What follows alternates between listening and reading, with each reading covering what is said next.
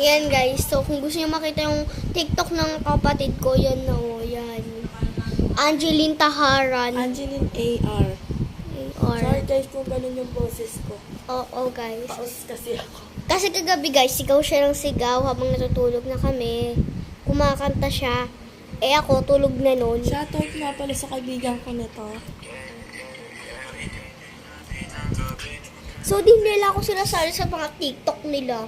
Ay, may TikTok. May TikTok para dito lang po. Wait lang.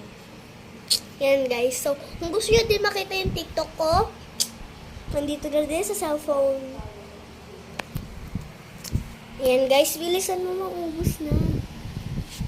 Yan guys, nag-aya siya mag-vlog kahit wala kami iba-vlog. Yan, mamaya pa kami mag-vlog kasi kakain kami. Diba? So guys, ito nga pala yung TikTok namin. Muna, dito ka.